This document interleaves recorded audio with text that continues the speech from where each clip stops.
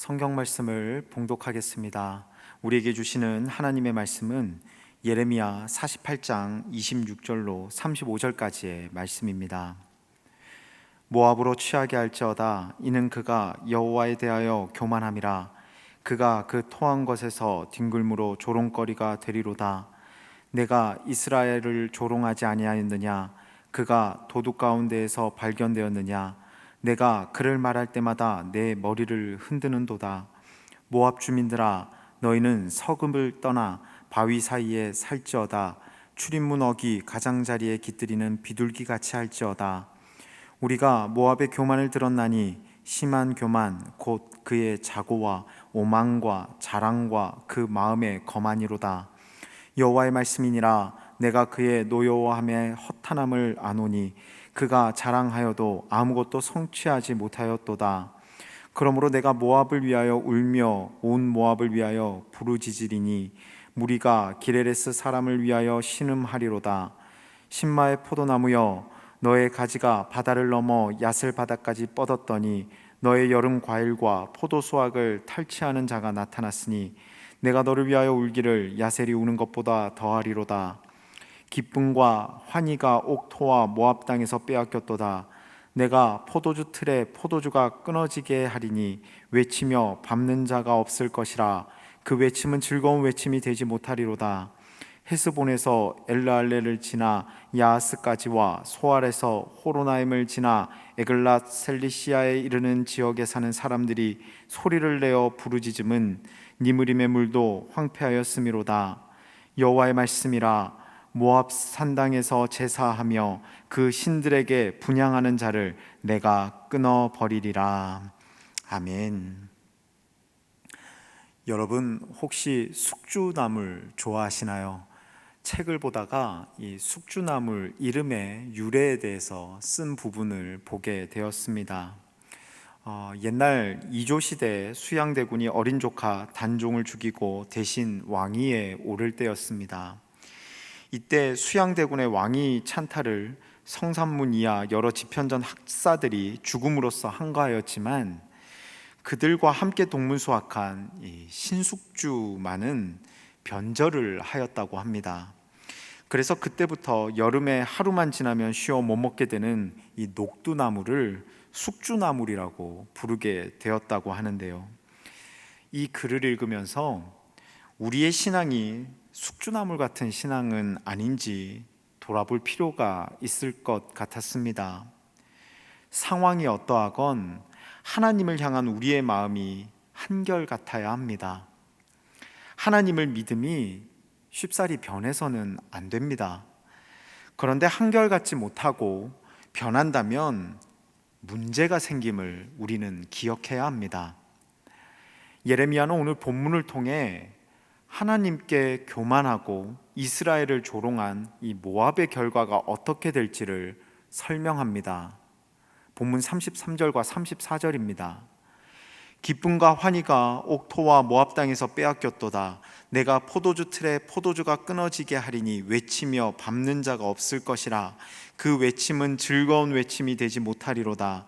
헤스본에서 엘르알레를 지나 야하스까지와 소알에서 호로나임을 지나 에글랏 셀리시아에 이르는 지역에 사는 사람들이 소리를 내어 부르짖음은 니므림의 물도 황폐하였음이로다. 아멘.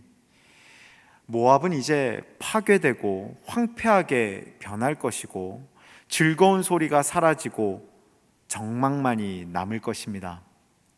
하나님은 탄식하시고 모압 사람들은 소리내어 절규할 것이며 모압 전역에서 사람들의 부르짖는 소리가 들릴 것이라고 예레미야는 본문을 통해 교만했던 모압의 결과를 선포합니다. 사실 모압은 아브라함의 혈통에서 나온 민족입니다.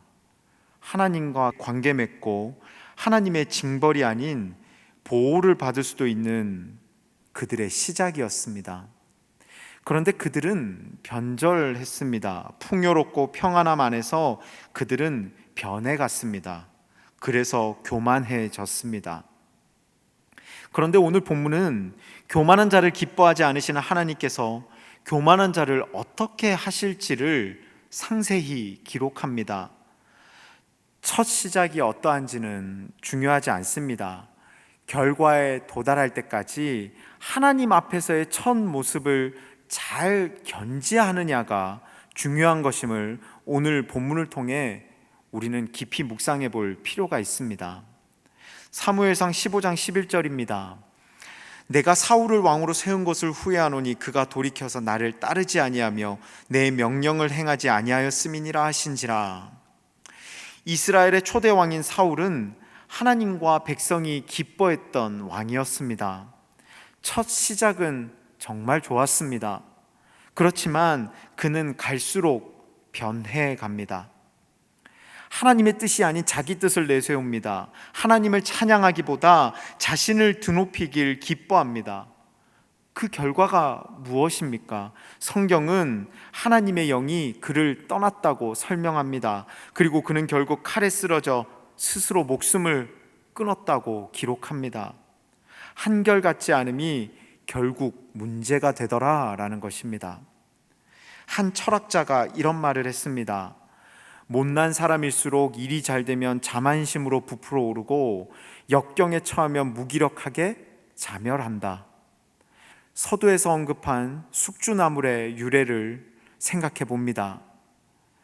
그리고 우리 모두가 못난 사람이 되지 않기를 소원합니다.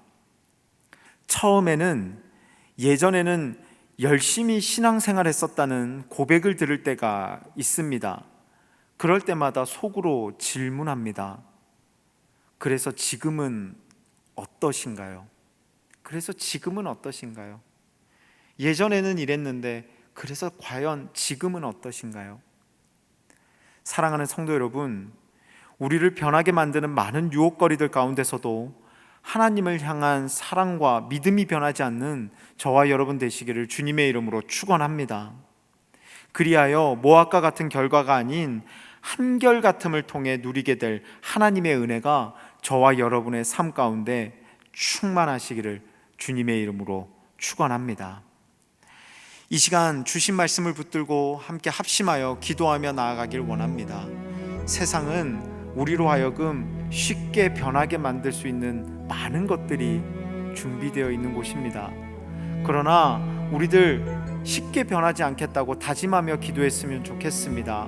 하나님을 향한 사랑이 변하지 않겠습니다. 하나님을 향한 믿음이 흔들리지 않겠습니다.